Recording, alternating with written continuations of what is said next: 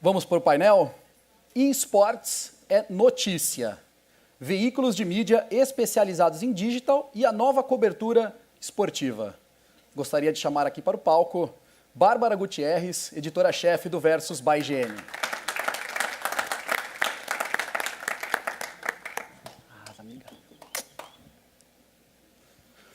Gostaria de chamar também ao palco Jairo Júnior, redator da Game Hall, XLG e UOL Jogos. Tudo bem? Também gostaria de chamar ao palco Júlia Garcia, jornalista e repórter do Globo Esporte, Sport TV e eSport TV. Tudo bem? Também chamar ao palco a doutora Maureen Flores, pesquisadora e colunista de esportes e inovação do jornal O Globo.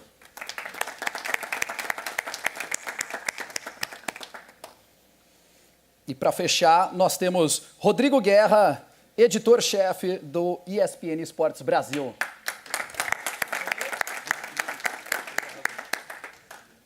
Obrigado. E para mediar essas feras que estão aqui no palco na cobertura de esportes, convido Cláudio Prandoni, editor do DNM do Grupo Omelete, aqui para a mesa. É contigo. Sabe essa coisa, por favor, que eu dei ali embaixo. Deixa eu ver. Acho que eu já liguei. Aqui. O dele Tá faltando o dele. É embaixo. Não, ele Estava sem microfone na cadeira, por isso eu aqui. Alô? Ahá. Em primeiro lugar, boa tarde para todo mundo. Obrigado pela atenção, pela participação aí. Muito bem, temos aqui grandes feras do jornalismo esportivo. E acho que a melhor maneira da gente começar esse debate, esse painel, é justamente discutindo a importância, a função da imprensa nesse ecossistema tão rico, tão novo, que é o mundo do esporte. Acho que a imprensa acaba desempenhando um papel crucial em muitos aspectos, e inclusive muitas funções, muitas responsabilidades acabam recaindo para a imprensa, né? Então, queria primeiro jogar para a Bárbara, que justamente atualmente cuida de um site dedicado apenas a esporte, já teve experiências em veículos de escopos diversos no passado. Queria que você desse primeiro aí seus pitacos, sua opinião, para você, qual que é a função da imprensa nesse mundo do esporte? Alô? Oi. Oi, gente. Primeiramente, boa tarde. Muito obrigada pela presença de todos. Inicialmente, principalmente a gente vendo como os esportes estão começando a se consolidar, mas ainda é um mercado um pouco nichado, que poucas pessoas entendem, o papel principal da imprensa é educar. Educar as pessoas que não entendem sobre isso e também educar aqueles que fazem parte da comunidade. Porque temos é um cenário que é composto de pessoas muito novas, são, em sua maioria, adolescentes, ou então acabaram de sair da adolescência. Então, existe toda uma questão de você ensinar para essas pessoas como se portar. Às vezes, para uma publisher, às vezes, ela não tem um tato, um faro jornalístico, que é normal, um faro de uma questão de ir atrás de certos aspectos que ela deveria se importar, né? Como já aconteceu diversas vezes com a Riot, que a gente conhece, o caso da INTZ, por exemplo, que foi citado anteriormente aqui em uma palestra, que falaram que a Riot trouxe à tona toda essa questão. Na verdade, quem trouxe à tona foi a mídia, né? A mídia expôs esse caso que beira a ilegalidade, né?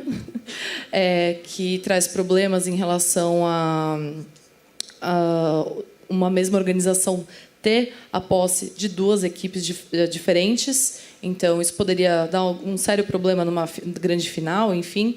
Então, o nosso papel é ensinar para as pessoas que não entendem o que é esportes, que não é uma coisa só de joguinho, que movimenta milhões de dólares em todo o mundo, está crescendo cada vez mais. Não é uma coisa só também aquele estereótipo do do cara estranho que fica no sótão jogando sozinho. E não é isso. Isso pode ser muito mais.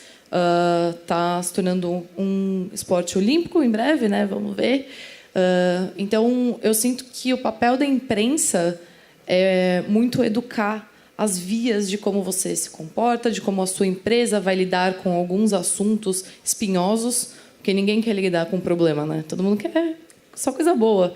Então, é mais do que essencial a imprensa revelar as coisas ruins para que elas sejam resolvidas.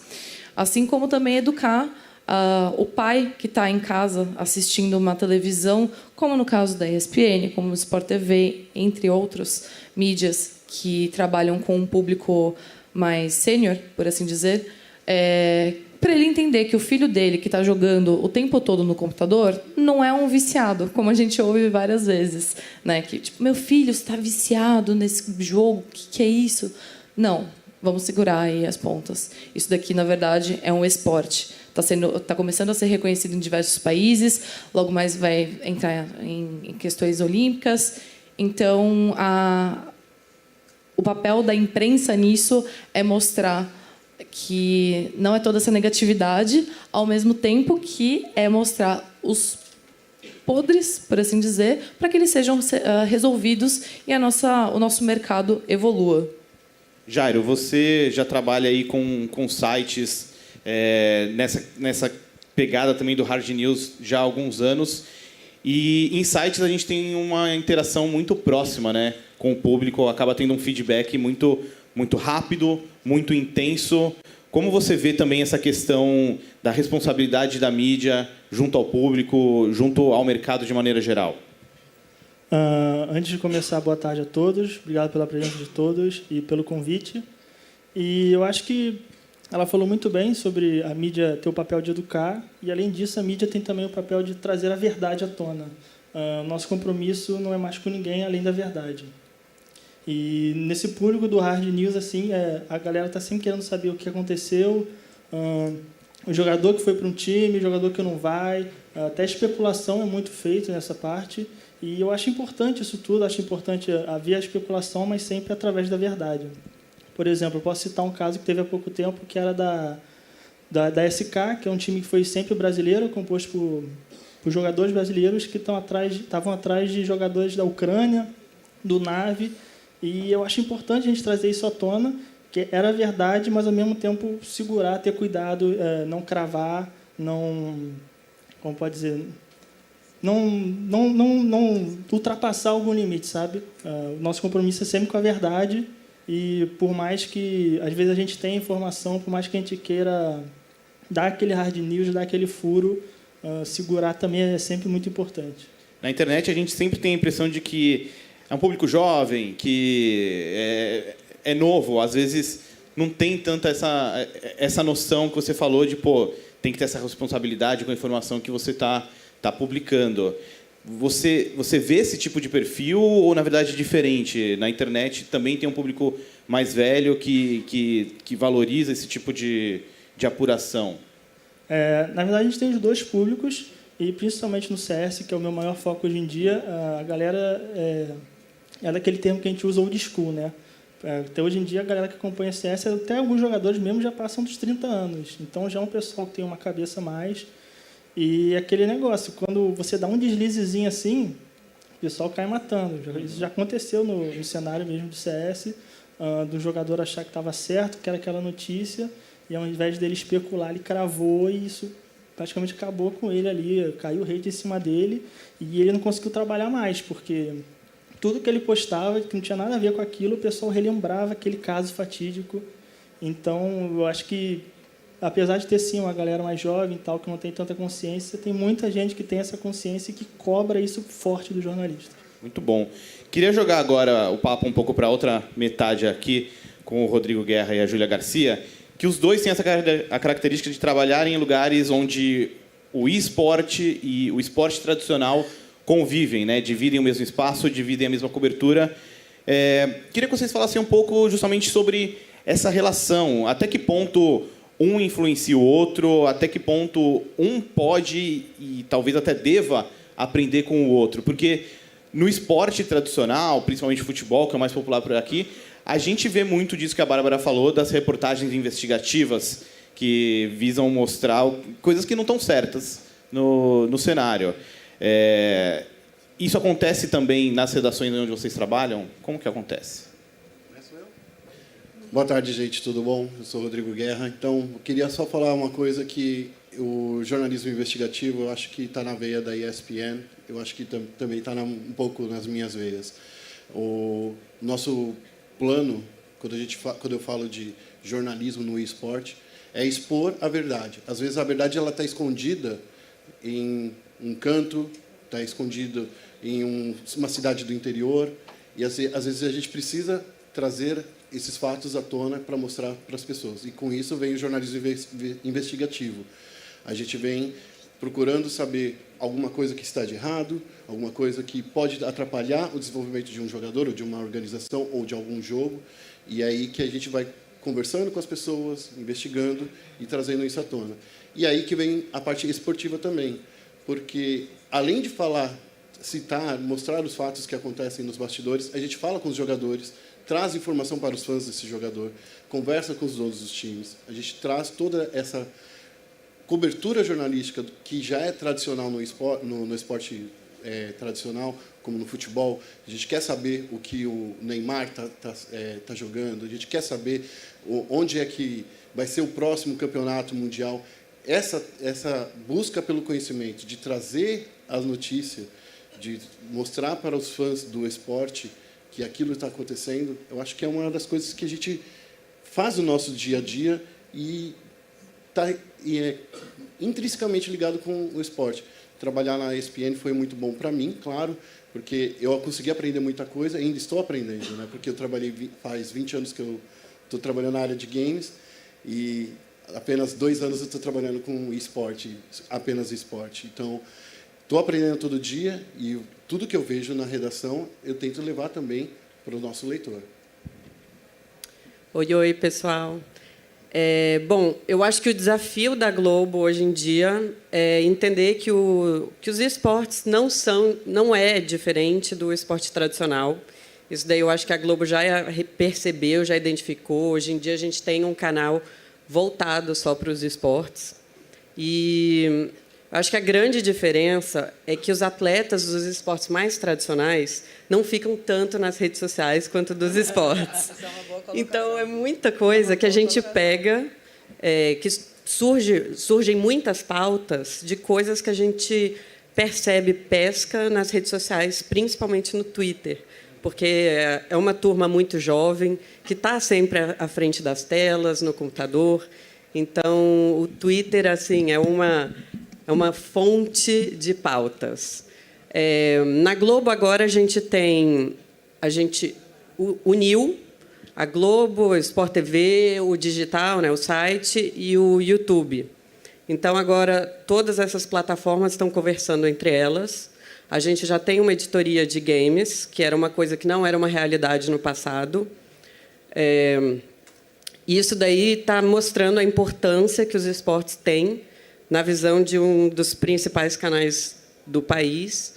E a gente percebe que todos têm que se comunicar em linguagens diferentes com cada uma dessas plataformas. Por exemplo, no digital, o pessoal é muito mais entendedor do assunto de esportes do que, por exemplo, na Globo, no canal aberto.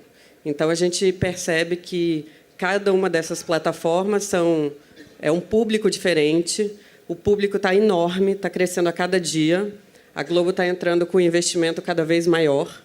Eu percebo até que posso até falar que é o próximo UFC, talvez. E é isso. A Globo sempre com compromisso mesmo, como todos os outros veículos de comunicação, com a verdade, buscando sempre os furos. Declaração ousada essa do UFC, hein? Oi? Uma declaração ousada essa do UFC. O esporte é o novo UFC. Eu acredito. Depois a gente te cobra. Okay. Doutora, eu acho muito legal ter você aqui no painel, porque você traz uma visão diferente dos outros participantes.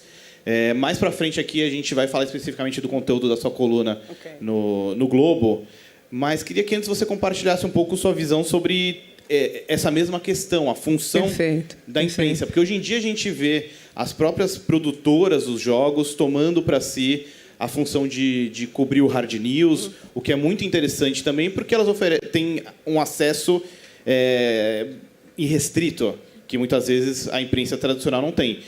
Mas, por outro lado, eu sinto que a imprensa tradicional também tem funções que as próprias publishers talvez não consigam suprir. Como você enxerga isso? Bom, eu tenho uma visão um pouco complementar do que foi falado aqui, até porque eu não sou jornalista, eu sou uma pesquisadora que há 1 ano e pouco foi alçada a colunista, porque eu tenho 10 anos de pesquisa na área de inovação, de políticas públicas, e especialmente como a tecnologia impacta o esporte. Então, o que eu vou dizer para vocês é o seguinte: esse mercado nichado que vocês têm do esporte, ele também é um desafio no esporte tradicional, que hoje sofre o impacto da tecnologia. Há 2 anos atrás, eu fiz uma pesquisa e que mostrou claramente o seguinte: quando você mandava para uma redação um release sobre uma nova tecnologia do esporte, aquilo trafegava da seguinte forma: se tivesse um número, ia para a economia; se tivesse um gol, ia para o esporte; se tivesse um byte, ia para a tecnologia. Mas todo mundo falava: não, eu acho que tem gol, eu acho que é esporte; não, tem byte, é tecnologia. E aquilo ficava rodando até cair café em cima e ia para o lixo. Isso mudou. Eu hoje, com essa coluna, eu já tenho um alcance que isso não existia. Eu estou falando de 2 anos atrás. Eu não estou falando de um século atrás, não, 2 anos. Então, esse mercado nichado que vocês têm na mão do esportes, eu acho que tem 2 lições importantes para vocês carregarem. A primeira é não cometer o erro de só abordar a paixão, que foi uma caminhada do esporte tradicional. Os números do esporte são aqueles que são capazes de catapultar vocês ao papel e ao local que vocês têm na economia. Vocês têm um papel na economia hoje do esporte de protagonistas. E a divulgação e a consciência dos números, dos investimentos agora previsto para esse ano, só em parte da Ásia, em investimento, não estou falando de receita, não, em investimento, tem programado 2 bilhões de dólares. É isso tem que estar junto com a paixão. É o que eu brinco, digo, razão e paixão. A segunda colocação que eu gostaria de fazer aqui, que eu acho que também complementa, é o seguinte: os profissionais da mídia, jornalistas, têm faculdades, têm cursos, aqui eu vou falar até como professora, que ainda acha que pode formar uma pessoa que não tem a base tecnológica. Vocês são a geração do pós-moderno. O marketing chama vocês de milênios, mas, na verdade, vocês são a geração do pós-moderno. A pós-modernidade chegou e chegou com vocês.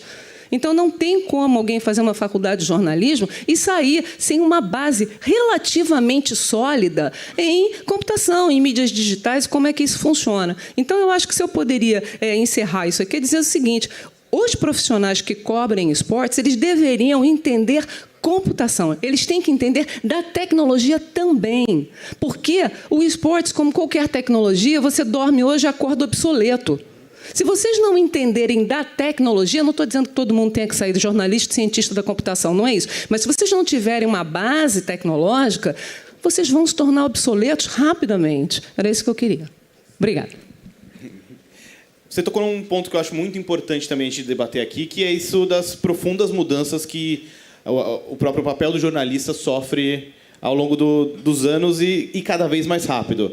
Nos últimos tempos, algo que a gente vê acontecendo com o jornalismo esportivo e também com o esporte é essa combinação, essa mescla entre informação e entretenimento. Os youtubers geralmente representam muito bem esse lado mais lúdico, mais divertido, mais entretenimento. E em muitas ocasiões a gente vê veículos tentando combinar os 2 lados, né? Acho que na Webedia isso acontece, lá no Omelete a gente busca isso, tanto no Omelete quanto no The Enemy, mas é um equilíbrio delicado, né, Bárbara? Não dá para sair, sabe, um dia é zoeira, no outro dia é denúncia. Como você encara esse dilema moral na redação?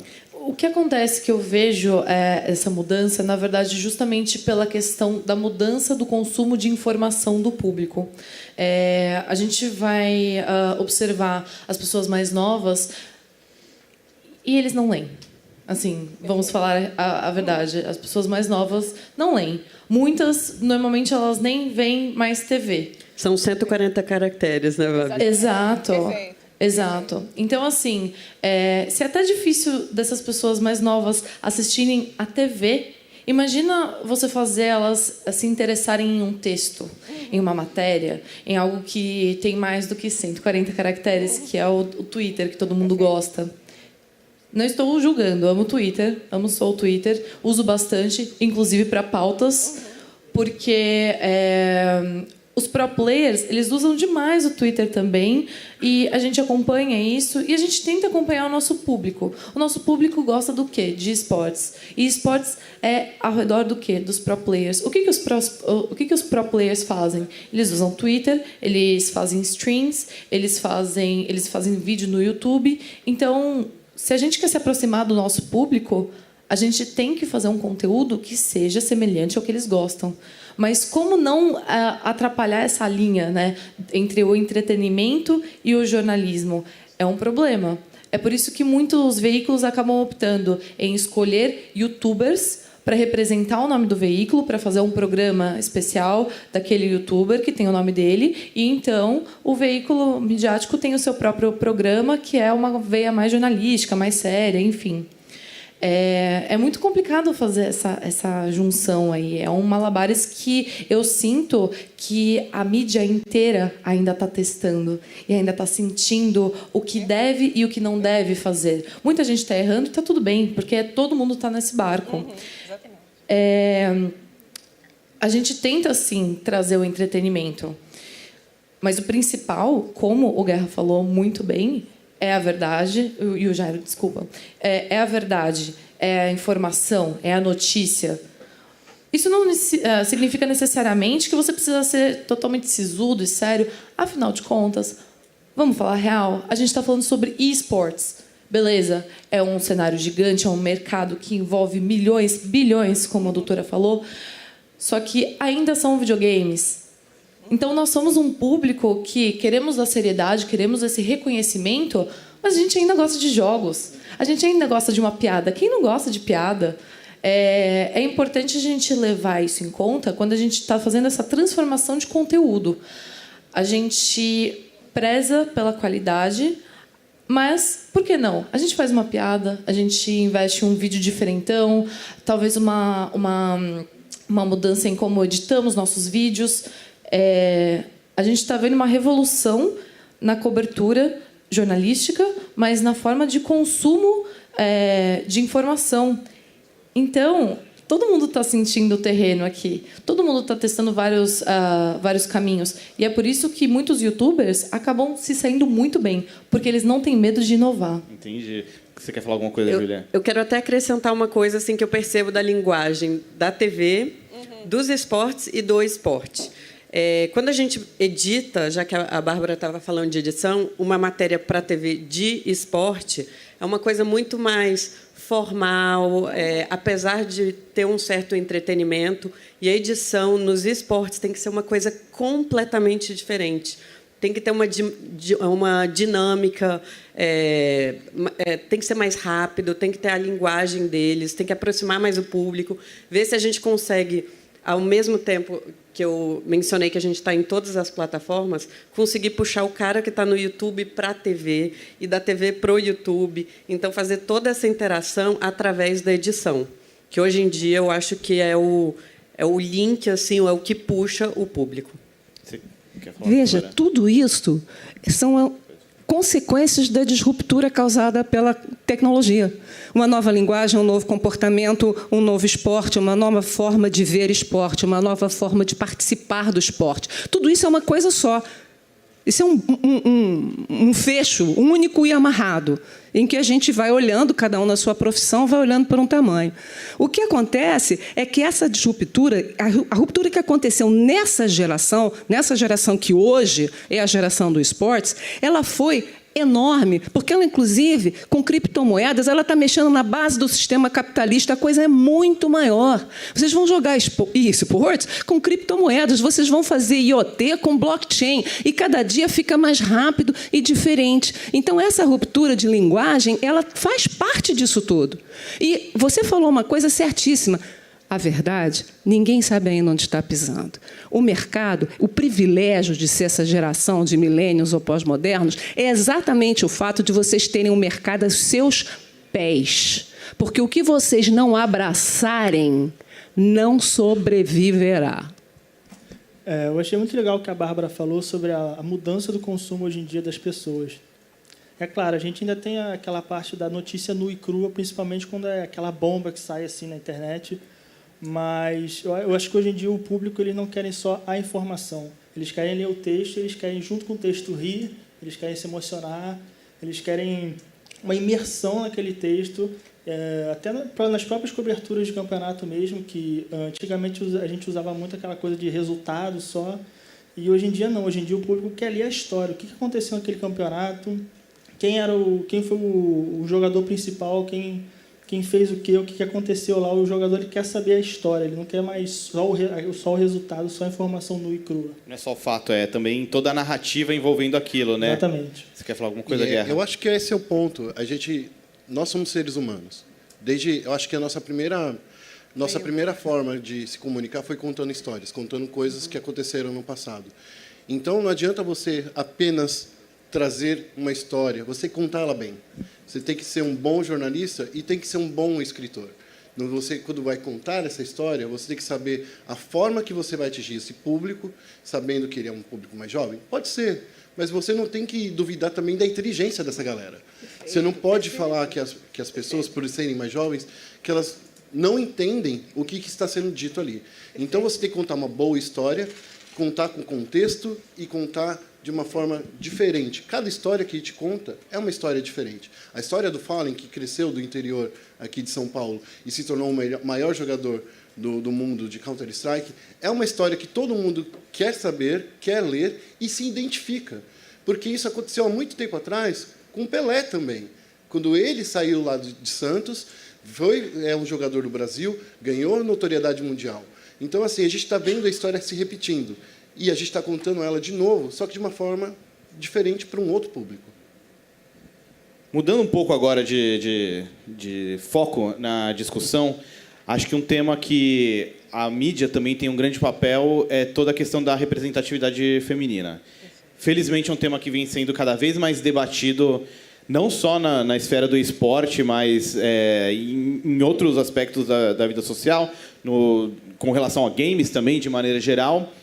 E a gente vê isso de forma muito intensa no cenário competitivo, justamente pelas interações entre as pessoas, sejam nos campeonatos, sejam nas partidas por diversão. Isso é algo que você acompanha de perto há muito tempo, né, Bárbara? E, felizmente, a gente tem visto muitas mudanças nos últimos tempos, ainda que tem um longo caminho pela frente, né?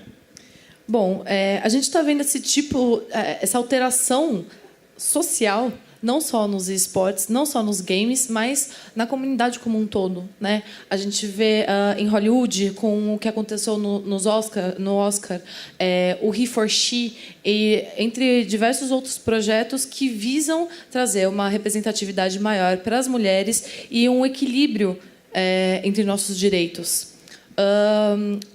Sendo assim, nos jogos, temos uma comunidade que é um tanto quanto tóxica. E machista também, porque por muito tempo se acreditou que os games eram um espaço predominantemente masculino. Sendo que não é isso, né? A gente tem diversos números aí para mostrar que nós, mulheres, jogamos e muito, e isso independente de falar de quem é PC, quem é console, quem é mobile. É jogo e ponto. A gente está aqui, nós estamos jogando, nós somos jornalistas, nós somos pro players. É verdade, ainda não existem tantas jogadoras profissionais nesse mercado quanto gostaríamos. E isso é por uma causa social. A nossa sociedade tem uma base do patriarcado que auxilia nesse tipo de resultado.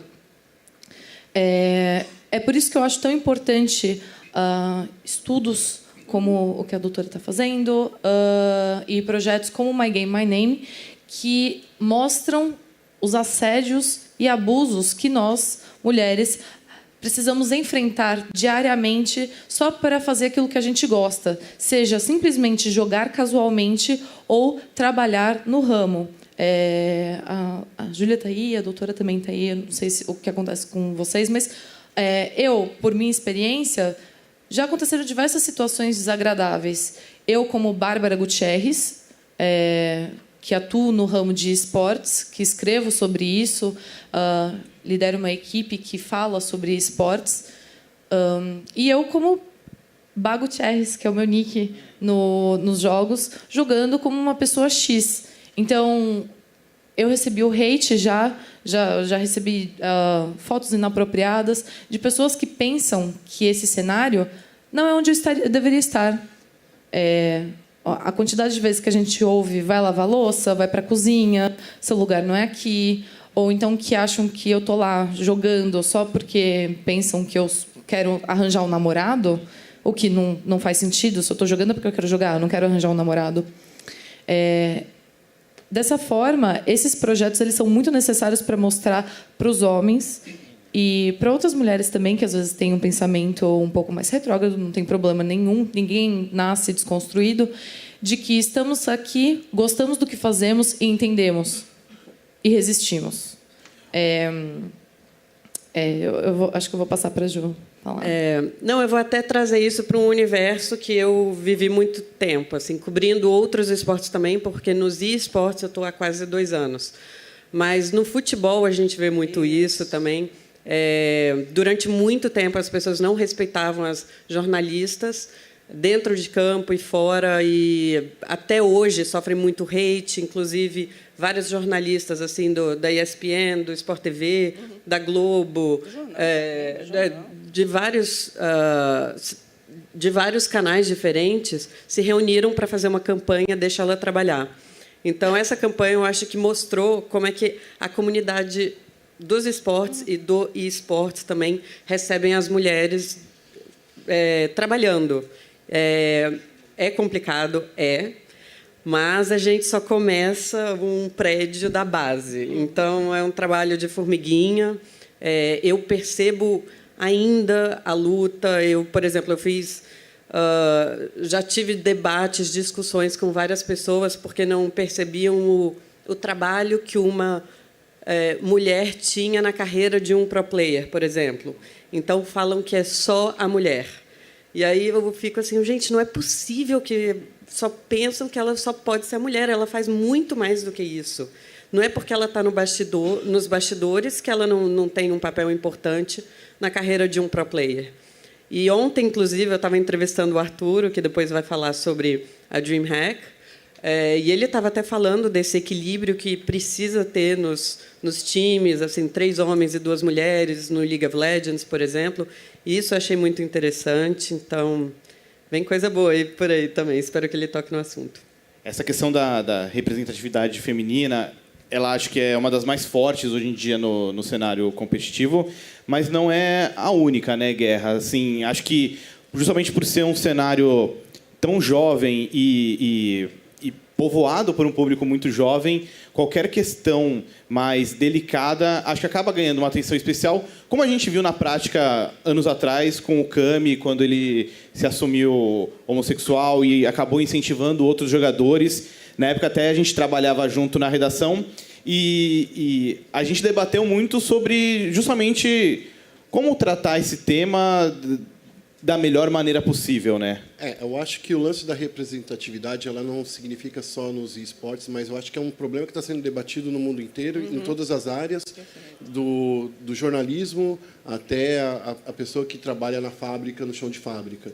E quando a gente fala sobre representatividade, a gente fala também das minorias, né? A gente fala do público gay, a gente fala também do negro, que não é... Se você for ver dentro dos times de esportes, quantos jogadores negros existem, né? Então, assim, é muito difícil você ver. Representatividade, ela significa que a gente precisa mostrar isso no nosso veículo também. A gente, na ESPN, por exemplo, a gente fez uma série de reportagens mostrando as narradoras. A gente fez outra reportagem falando das jogadoras. Então, o nosso trabalho como imprensa e como jornalista é mostrar que essas pessoas que não têm voz que elas têm sim um espaço para ser mostrado, elas têm sim o seu trabalho para ser apresentado. Falar de pessoas que são gays e que trabalham como qualquer outra profissão, são jogadores profissionais, atuam, fazem boas jogadas, estão lá sendo ídolos. Eu acho que isso tem que ser debatido pelo jornalismo, mas pela sociedade também. Não só a gente que tem que chegar e falar assim, isso é normal, não é coisa do outro mundo, não é um alienígena, não é uma pessoa que veio de Júpiter para cá e está falando e jogando na frente de milhares de pessoas. Inclusive, né, doutora, uma coluna recente sua trata desse tema da mulher no esporte e fala sobre o projeto My Game, My Name, né? Bom, olha, a inspiração dessa coluna, claro, veio desse movimento das jornalistas esportivas do hashtag Deixa Ela Trabalhar. Claro que isso é um derivado, eu me inspirei neles, né? Bom, eu já sou fruto de uma oportunidade, porque, como eu disse, eu sou pesquisadora e acabei tendo a oportunidade de Globo de falar sobre um projeto de pesquisa na minha área de pesquisa, na área de tecnologia. Quando eu vi a questão do esportes, e, ao longo da história, a gente acompanha as questões de sexismo e machismo no mundo do esporte, que isso não é novidade, eu falei, não é possível. Alguma coisa está muito errada aqui e precisa ser abordada com bastante seriedade. O que acontece? Vejam só, as meninas profissionais que fizeram essa campanha do hashtag Deixa Ela Trabalhar, elas sofrem preconceitos, elas sofrem inúmeros preconceitos até hoje, mas esses preconceitos não vieram da geração delas. Isso vem há 100 anos atrás, no nascimento da modalidade esportiva. Elas lutam arduamente para ter incrementos, melhorias incrementais, e é assim que vai se construir uma mudança. Vocês do esportes, não. Essa é a grande diferença. Vocês são a geração que estão consolidando uma modalidade esportiva. Vocês estão passando para a história do esporte como a geração que consolidou uma nova modalidade esportiva. Eu não sei quais são as modalidades olímpicas que irão sobreviver a essa ruptura tecnológica, como outras da antiga Grécia não sobreviveram. Mas eu sei que vocês estão na esteira da sobrevivência.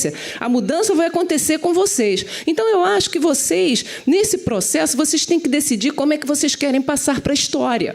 Ou vocês vão passar para a história como uma geração de jovens para jovens, rica, preparada, global, e que carregou o passado junto com vocês, ou vocês vão realmente passar para a história como a geração que rompeu, abalou o sistema capitalista com as criptomoedas, incluiu tecnologia, tem uma nova modalidade esportiva, é jovem, é globalizada, é preparada e rompeu com o passado. Mas, para romper, tem que romper de verdade. Tem um ensinamento judaico muito interessante que diz o seguinte: mudar velhos hábitos é pior do que entortar bambu.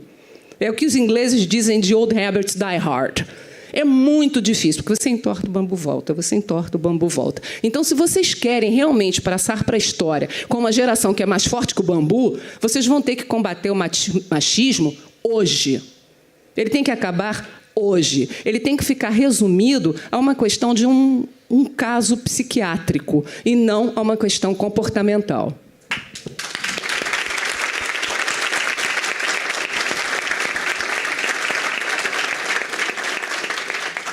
Bem, obrigado, doutor. Acho que essa sua afirmação, essa sua declaração toda resume muito bem o que nós, como imprensa, buscamos nesse momento, buscamos nos últimos anos e daqui para frente, que é não só dar o resultado, não só dar os fatos, mas dar subsídios para as pessoas, enfim, pensarem, decidirem por conta própria, né? O jornalismo, ele não é só serviço, ele também, acho que tem um pouco esse lado de missão, né? Que dá para conciliar. Você pode dar o resultado, pode fazer uma matéria divertida, mas você pode também dar holofote para questões mais complicadas, questões que geralmente não tem tanto espaço, né, na sociedade. Tem mais algum tema que vocês gostariam de acrescentar algo? Eu gostaria de acrescentar rapidinho sobre o que acontece. Hoje, nós somos representantes, querendo ou não. E eu fico muito feliz em ver uma mesa de discussão com mais de uma mulher. em que eu estou presente para falar não só sobre representatividade feminina nos esportes ou nos games. Nada contra. Isso é muito necessário ser conversado, ser discutido. Mas eu espero um futuro próximo em que a gente não precise mais fazer isso. Em que quando me chamem para falar, não seja só sobre qual que é o papel da mulher nos games. Eu falo com gosto ainda, ajudo, porque eu sinto que é necessário eu dar exemplo, nós darmos exemplos para outras mulheres, para outras meninas que queiram entrar nesse espaço, que queiram estar nesse mercado e não sofrer as mesmas coisas que nós sofremos.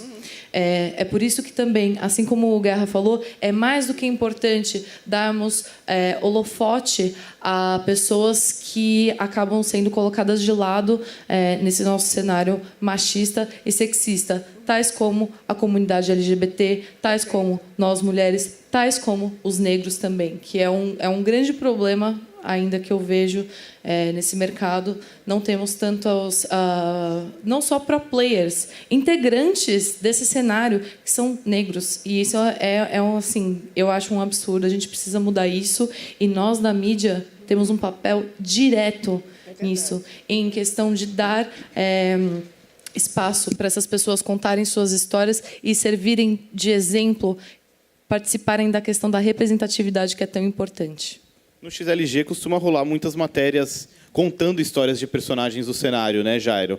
Como você vê a recepção do público a esse tipo de conteúdo? O público gosta bastante de conhecer os jogadores, que são, com certeza, as estrelas principais do esporte como um todo. E, principalmente, as mulheres também. Na XLG, ultimamente, há mais ou menos um ano, a gente vem trabalhando muito essa questão da representatividade feminina. A gente cobre bastante o cenário feminino, do mesmo jeito que a gente cobre o masculino. Troca de jogadores, especulação, campeonato, resultado, entrevista, tudo isso as meninas encontram lá sobre elas lá no nosso site. E eu acho muito legal também o feedback que elas trazem para a gente, porque as próprias meninas vêm falar comigo que elas gostam das matérias, que elas ficam felizes da XLG estar participando desse jeito tão intrínseco no cenário delas. Elas têm até alguns grupos no Facebook que são só para mulheres, e elas fizeram questão que eu entrasse no grupo só para eu poder compartilhar as matérias que eu faço sobre o cenário lá. É claro, eu respeito o espaço delas e me atenho só a compartilhar as matérias, mas mesmo assim eu acho muito legal, não só o feedback do público, mas o feedback das próprias jogadoras e dos jogadores que vêm comentar sobre o que eles viram lá, sobre a matéria que eles viram, sobre a visão que eu tive dele, da história dele, esse tipo de coisa. Bacana, acho que é legal ver como atitudes na prática já rendem resultados, né? Não é só um desejo aqui nosso, né? Dá para fazer hoje em dia já e ter resultados positivos. Alguém quer acrescentar algo? Guerra? Eu acho que eu queria só chegar e falar de tudo isso que a gente comentou hoje, que a gente fala assim, a primeira pergunta é qual é a função do jornalista, do jornalismo? É contar sobre histórias, é educar, é mostrar o fato. Porque quando a gente chegou, há uns 3, 4 anos atrás, os grandes veículos chegaram para cobrir os esportes, a gente chegou e era um cenário basicamente representado apenas pelos fãs que cobriam e falavam, os resultados estão aqui, pequenos blogs. E quando vem a grande imprensa, quando vem os veículos como o Sport TV, a ESPN, o IGN, e vem toda essa pessoa para cobrir, a gente vem mostrar uma parte da seriedade, que é falar também de representatividade, que é falar dos resultados, contar boas histórias. Então, assim, eu acho que tudo isso que a gente falou nesse papinho que a gente teve aqui mostra a importância do jornalismo para os esportes. É mostrar esse público que está escondido, contar essas boas histórias e a gente construir um futuro melhor. Eu acho que, com base nesse conhecimento, porque o jornalista é o historiador dos dias atuais. A gente conta as nossas histórias e a gente registra para o futuro tudo o que está acontecendo. Então, é agora que chega a hora da gente falar qual o futuro que a gente vai construir. É com base nisso. Maravilha. Com essa bela frase... Quer falar alguma coisa? Só mais uma coisinha. Manda bala. Que eu acho que o nosso papel até, às vezes, pode ser um começo de um belo ciclo. Porque, às vezes, a gente cobra uma coisa da sociedade ou de um time, de uma organização, e, às vezes, isso resulta numa coisa muito maior. Como, por exemplo, os patrocinadores percebem uma coisa numa matéria, assim, nossa, não tem tantas mulheres, então eu vou forçar uma equipe a ter um time feminino para eu poder patrociná-los. Então, a gente percebe que isso daí, às vezes, começa na imprensa e dá uma volta inteira, e aí a gente pode noticiar uma coisa que, às vezes, a gente influenciou indiretamente. Isso é muito bonito. Então, aí, só para encerrar aqui meu pensamento, eu acho que os jovens de hoje, como se adaptam muito rápido a um patch, por exemplo, de um jogo, dá para se adaptar, sim, às mudanças culturais e sociais que a gente está passando agora. Então, Com certeza. é a nova geração que se atualiza rápido. Com esse belo pensamento, a gente encerra aqui, então. Queria agradecer a Bárbara, Jairo, o Guerra, a Júlia e a doutora Maureen. Muito obrigado aí pelos comentários.